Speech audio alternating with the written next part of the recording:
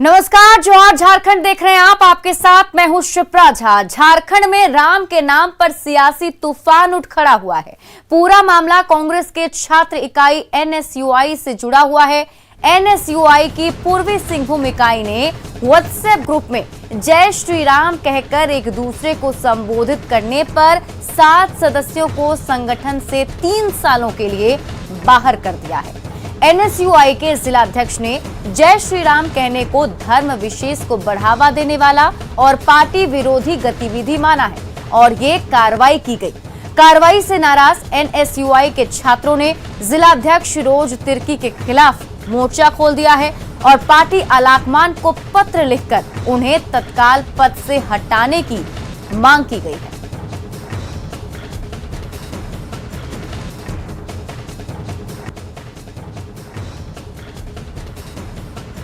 लोग सभी एनएसयूआई छात्र संगठन जमशेदपुर के कार्यकर्ता हैं। हमारा एक ग्रुप है व्हाट्सएप पर, जिस पर हमारे कुछ बच्चों ने उन्होंने लिखा जय श्री राम। इसके लिए हमारी जिला अध्यक्ष रोज तिर्की उन सभी को पार्टी से बर्खास्त कर दिया। उनका कहना है कि अगर ग्रुप में रहना है तो तुम जय श्री राम नहीं लिख सकते। मैं इस बात का विरोध करता हूं और हमारी यह मांग है कि वह इस्तीफा दें अपने पद से, ताकि पार्टी की गरिमा बरकरार रहे और हमारा मान सम्मान भी बरकरार रहे। और राम के नाम पर एनएसयूआई की कार्रवाई पर बीजेपी ने सवाल उठाए हैं। पूर्व सीएम रघुवर दास ने ट्वीट करके पूछा, जय श्री राम से इतनी नफरत? इसी नफरत के कारण राम मंदिर के मुद्दे पर कांग्रेस ने हमेशा झूठ और भ्रम फैलाने का काम किया है। भगवान राम के अस्तित्व पर सवाल उठाने वाले रामद्रोहियों से और क्या उम्मीद की जा सकती है।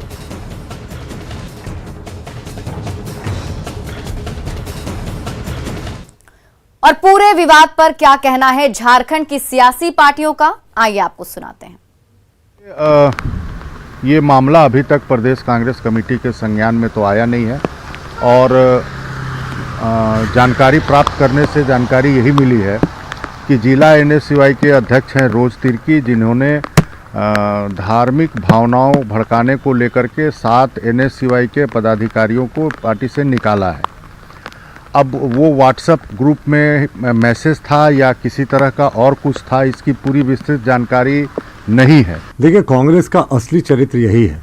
सबसे पहले इन्होंने सर्वोच्च न्यायालय में एफिडेविट करके रामलला के अस्तित्व को नकारा था और उन्हें एक काल्पनिक चरित्र मात्र बताया था। और हाल ही में कांग्रेस के नेताओं ने राम जन्मभूमि ट्रस्ट पर अनर्गल आरोप लगाए थे और अब उसकी अनुषंगी इकाई, उसकी छात्र इकाई एनएसयूआई के इंटरनल ग्रुप पे अगर 7 नेताओं ने जय श्री राम लिख दिया तो इसमें क्या गुनाह किया? लेकिन उनको बिना कारण बताए हुए उनको पार्टी से 7 वर्षों के लिए निष्कासित कर दिया गया। ये साफ दिखाता है कि कांग्रेस का जो बहुसंख्यक विरोधी चेहरा है वो कितना घिनौना है। तो निश्चित तौर पर ये गलत बात है, चाहे किसी भी संगठन के लोग रहे। और जहां तक बात है जय श्री राम का, तो जय श्री राम के अनुयायी तो हम लोग सभी लोग हैं। हम उनका नाम लेते हैं, घरों में लेते हैं, पूजा घर में लेते हैं, मंदिरों में लेते हैं, लेकिन बेवजह अगर आप जय श्री राम का नारा लगाएंगे, भगवान राम को बदनाम करेंगे, सामाजिक विद्वेष फैलाएंगे, तो निश्चित तौर पर वो उसकी आलोचना होनी चाहिए। और राम के नाम पर मचे सियासी घमासान के बीच एनएसयूआई की झारखंड इकाई का एक पत्र भी सामने आया, जिसमें संगठन ने पूरे मामले की जांच 5 सदस्यीय टीम से कराने की बात कही है। झारखंड एनएसयूआई ने 2 दिनों के भीतर जांच रिपोर्ट मांगी है।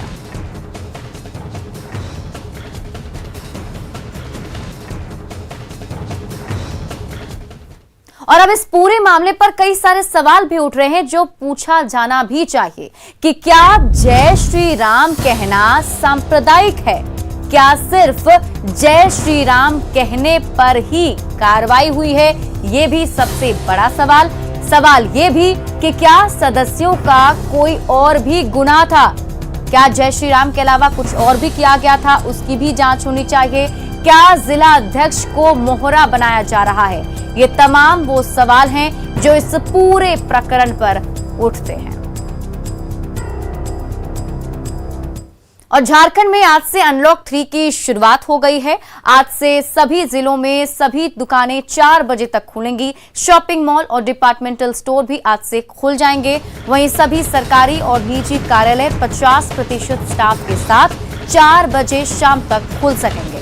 शनिवार की शाम 4 बजे से सोमवार की सुबह 6 बजे तक सब्जी दुकानें और फल किराना की जितनी भी दुकान है सब बंद रहेंगी, जबकि स्वास्थ्य सेवा से संबंधित प्रतिष्ठान और दूध के स्टोर खुले रहेंगे। बाकी पाबंदी पहले की तरह ही जारी रहेगी। वहीं अब राज्य में स्वास्थ्य सुरक्षा सप्ताह को 24 जून तक के लिए बढ़ा दिया गया है।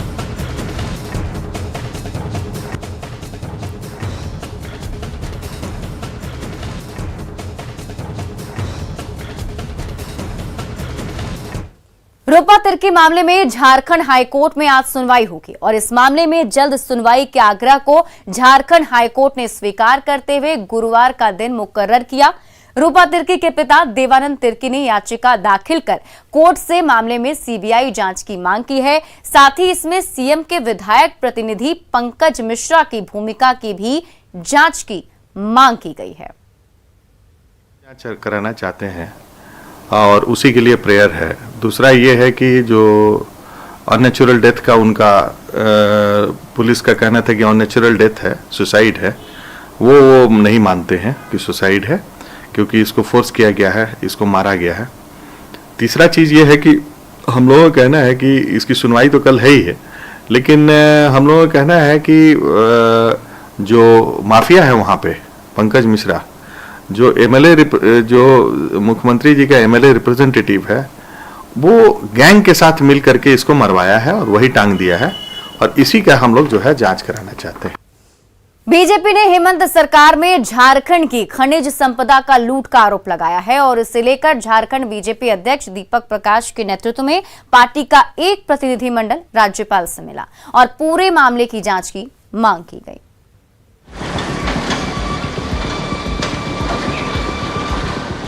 बीजेपी ने झारखंड में खनिज संपदा की लूट का आरोप लगाया है। इसे लेकर प्रदेश अध्यक्ष दीपक प्रकाश के नेतृत्व में पार्टी प्रतिनिधि मंडल ने राज्यपाल से मुलाकात की और एक ज्ञापन सौंपा। बीजेपी का आरोप है कि चाईबासा के ठाकुरानी लॉ अयस के स्टॉक की नीलामी में साजिश हुई है। मटेरियल को जानबूझकर घटिया बताया गया है। कोर मिनरल्स, एनकेपीके माइंस, देविका बाई माइंस, आरजीएम माइंस में अवैध खनन हुआ है। माइनिंग का लीज खत्म होने के बाद भी माइनिंग की जा रही है। झारखंड को राजस्व का नुकसान पहुंचाया जा रहा है। लौह अयस्क की कम गुणवत्ता की रिपोर्ट से 40 करोड़ से ज्यादा का नुकसान हुआ है। चाईबासा जिला के लौह अयस्क ठाकुरानी लौह अयस्क जो माइंस है, उसमें Jharkhand state minerals development corporation के द्वारा नीलामी जो की गई है, वह वास्तविक जो उसका ग्रेड है, जो उसका गुणवत्ता है, उसको कम करके दर्शा के उसको निविदा निकाली गई है, जिससे राज्य की सरकार को लगभग 80 करोड़ 100 करोड़ के नुकसान होंगे। साथ ही साथ इलीगल माइनिंग को बल मिलेगा और साथ ही साथ आने वाले समय में जब उस माइंस की नीलामी होगी, ऑक्शन होगा, तो वह राज्य के राजस्व को नुकसान देने वाला साबित होगा। बीजेपी ने आरोप लगाया है कि जब से राज्य में यूपीए की सरकार बनी है, तब से राज्य में बालू, कोयला, आयरन की लूट की छूट मिल गई है। दीपक प्रकाश ने कहा है कि ठाकुरानी लॉ अयस्क खदान को पद्म कुमार जैन को आवंटित किया गया था। 2019 में राज्य सरकार ने 84.6 हेक्टेयर में फैले इस खदान की लीज रद्द कर दी। पद्म कुमार जैन पर 334.47 करोड़ रुपए का जुर्माना लगाया गया था। कोर्ट ने आदेश दिया था कि स्टॉक को बेचकर जुर्माने की वसूली की जाए, लेकिन लौह अयस्क के नमूने की जांच में मानक का उल्लंघन हुआ है। मटेरियल को घटिया बताने से राज्य को 40 करोड़ से ज्यादा का नुकसान हुआ है। बीजेपी का आरोप है कि सत्ता के संरक्षण के बिना यह संभव नहीं है। ऐसे में पूरे मामले की जांच को लेकर राज्यपाल को ज्ञापन सौंपा है। निरंजन कुमार, न्यूज़ 18, रांची। बोकारो में मॉनसून ने रफ्तार पकड़ ली है। यहां लगातार बारिश हो रही है और पिछले 24 घंटे में रिकॉर्ड 65.2 mm बारिश रिकॉर्ड किया गया है। लगातार हो रही बारिश से आम जनजीवन अस्त व्यस्त हो गया है। और इसके साथ ही बारिश से तेनू घाट डैम में पानी का दबाव बढ़ गया है। इसको लेकर डैम के 2 फाटक को खोल दिया गया है। इस दौरान दामोदर नदी के किनारे लोगों को सतर्क रहने के लिए भी कहा गया है। वहीं पूर्वी सिंहभूम के घाटशिला तामुकपाल गांव में लगातार हो रही बारिश के कारण 15 घर पानी से डूब गए। दरअसल रात के वक्त बटाझोर नदी का जलस्तर बढ़ने से अफरा तफरी मच गई। पानी का बहाव इतना तेज था कि घर के सभी सामानों को अपने साथ बहा ले गया, जिससे ग्रामीणों को भारी नुकसान हुआ है। अनुमंडल प्रशासन ने त्वरित कार्रवाई करते हुए तामुकपाल कॉलोनी का निरीक्षण किया और पीड़ित परिवारों को कॉलोनी से निकालकर प्राथमिक विद्यालय में रखा गया है। वहीं एसडीओ ने भरोसा दिलाया है कि पीड़ित परिवारों के नुकसान का आकलन किया जा रहा है। घर है सब मट्टी भी धोकर के चला गया, नदी में लकड़ी के सामान में सब धोकर चला गया। हमरा कोई सुविधा नहीं रहा। यहाँ पर बच्चा लगे, छोटा छोटा लगा बच्चा इतना झेले पानी है, पूरा दीवार पर पानी चढ़ गया। क्या करेंगे, कोई हमको बहुत मजबूरी हम लोग है। क्या नुकसान हुआ? बहुत सामान नुकसान हो, सब नदी में भस के चला गया। सामान बर्तन तर्तन सब नदी में भस के चला गया है। खराब हो गया, आटा चावल बकरी उखरी जितना था सब बर्बाद हो गया।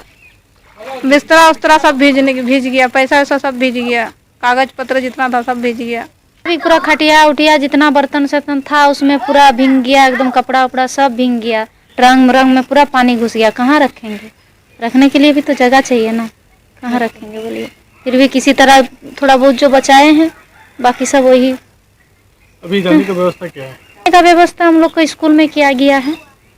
देवघर के मधुपुर में तालाब सौंदर्यीकरण के तहत लाखों रुपए से बनाया गया घाट पहली बरसात में ढह गया। स्थानीय लोगों ने कहा कि निर्माण कार्य में घोर अनियमितता बरती गई है।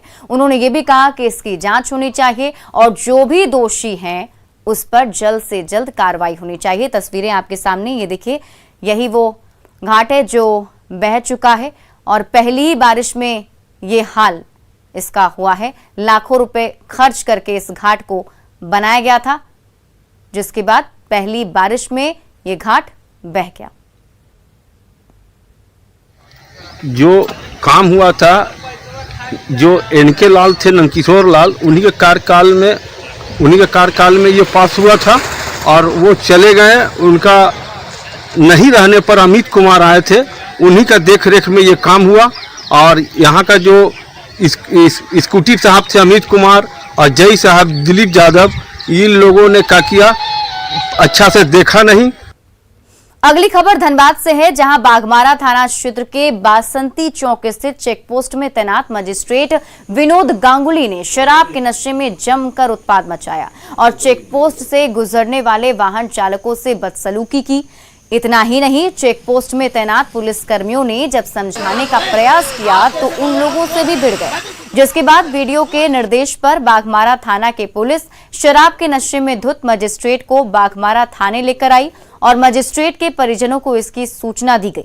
बता दें कि शराब के नशे में धुत मजिस्ट्रेट बरोरा मध्य विद्यालय में शिक्षक के पद पर कार्यरत हैं और कोविड काल में उनकी ड्यूटी धनबाद बोकारो सीमा पर बनाए गए चेकपोस्ट में सुरक्षा और वाहनों की जांच को लेकर लगाया गया है।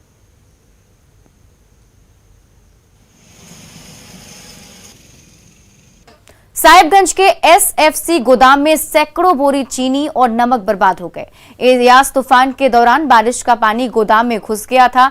वहीं गोदाम की हालत भी जर्जर है, जिससे छत से भी पानी जो है वो टपकता रहता है। ऐसे में गोदाम में रखे चीनी और नमक बर्बाद हो गए। हैरत की बात है कि इसे बचाने की कोई कोशिश भी नहीं की गई। ये चीनी और नमक का वितरण अंत्योदय कार्ड धारकों के बीच करना था, लेकिन अधिकारियों की लापरवाही से ये गोदाम में ही बर्बाद हो गया।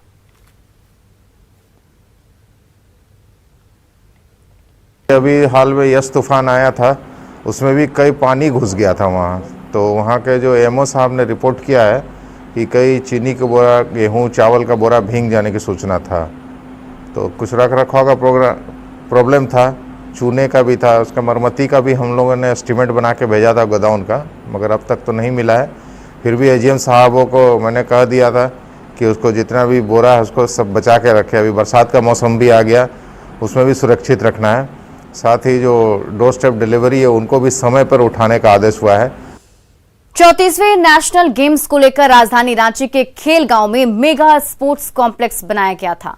करीब 235 एकड़ में फैले इस स्टेडियम को 2011 में राष्ट्रीय खेल के बाद देश भर में पहचान मिली थी, लेकिन आज मेंटेनेंस के अभाव में वर्ल्ड क्लास स्टेडियम बदहाली की हालत तक पहुंच चुका है।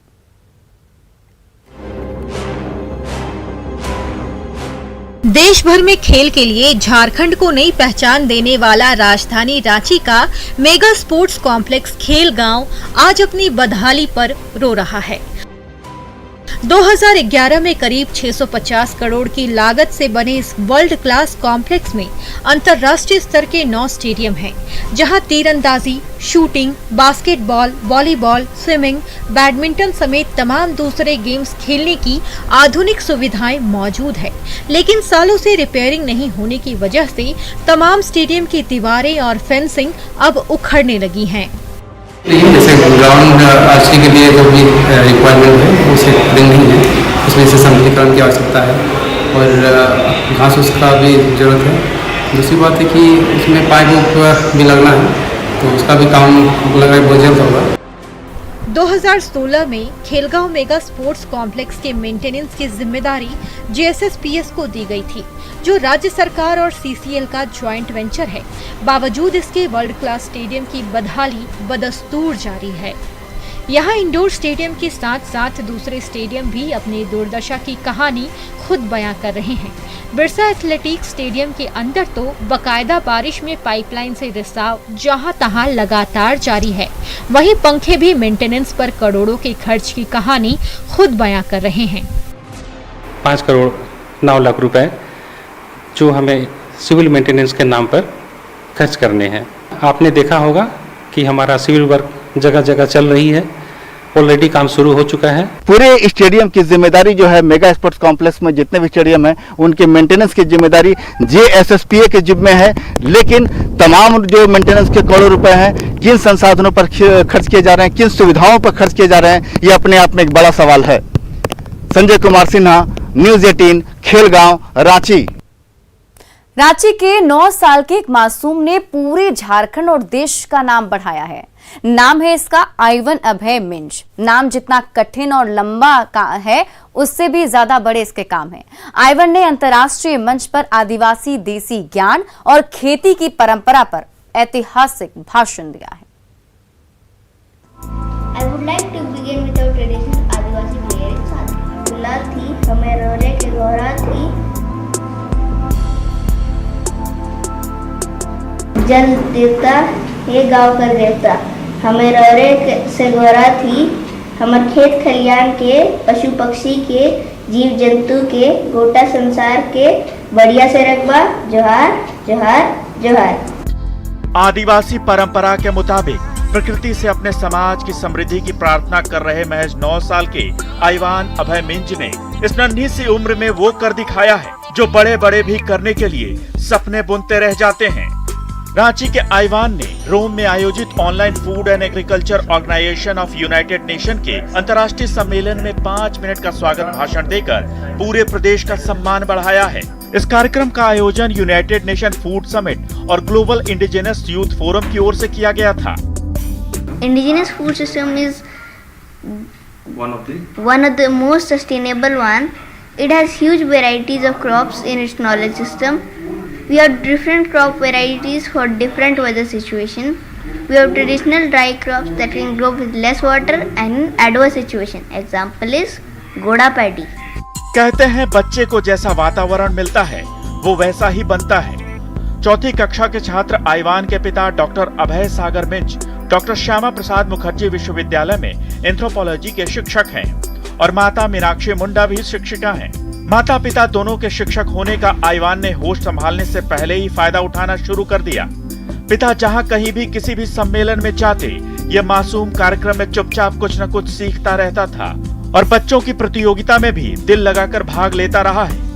बहुत बार ऐसा होता था कि कॉन्फ्रेंस में या फिर इनके फादर अटेंड कर रहे होते तो साथ में ये बैठ करके अपना चुपचाप से ऑब्जर्व करता था। तो एक क्वालिटी तो बचपन से थी इसकी कि चुपचाप पूरे 2-3 घंटे के कॉन्फ्रेंस में ये शांति से बैठा रहता था। उसके लिए भी साथ में एक अप्रिसिएशन सर्टिफिकेट भी लोग देते थे कि इतना छोटा बच्चा पूरे कॉन्फ्रेंस को अटेंड कर रहा है, सुन रहा है, देख रहा है। रांची में हेहल डेला टोली के रहने वाले आईवान ने अपने स्वागत भाषण में आदिवासी देसी ज्ञान और खेती पर चर्चा की। आदिवासी घर में हमें जो बीज होते हैं आदिवासी लोग के, हम वो किचन में रखते हैं और संभाल कर हमें वो बीज को बार बार नहीं खरीदना पड़ता है। I appreciate the inclusion of voice of indigenous youths in United Nations Food Summit and FAO 2021. अंतर्राष्ट्रीय मंच पर भाषण देने के लिए आईवान के नाम की अनुशंसा येफेड के निर्देशक अनीश श्रेष्ठा ने की थी, जो ग्लोबल इंडिजिनस यूथ फोरम में मानद सदस्य भी हैं। 2017 में रोम में आयोजित महत्वपूर्ण सम्मेलन में तय हुआ था कि आदिवासी युवाओं को भी अपने समृद्ध देसी ज्ञान और खाद्य व्यवस्था को संरक्षित और संवर्धन के प्रयास का अवसर मिलना चाहिए। निरंजन, न्यूज़ 18, रांची।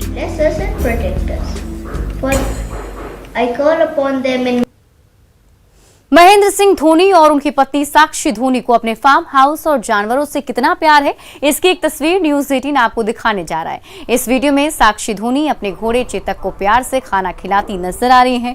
तस्वीर में जीवा भी साक्षी के साथ खड़ी नजर आ रही हैं। ये तस्वीर धोनी के फार्म हाउस में स्थित गौशाला की है, जहां आप देख सकते हैं कि किस खूबसूरती से जानवरों के खाने के लिए नाद बनाए गए हैं। गौशाला में गायों की सुविधाओं का पूरा ध्यान रखा गया है। खुद साक्षी धोनी और माही अक्सर फार्म हाउस पहुंचकर सुविधाओं का जायजा लेते रहते हैं।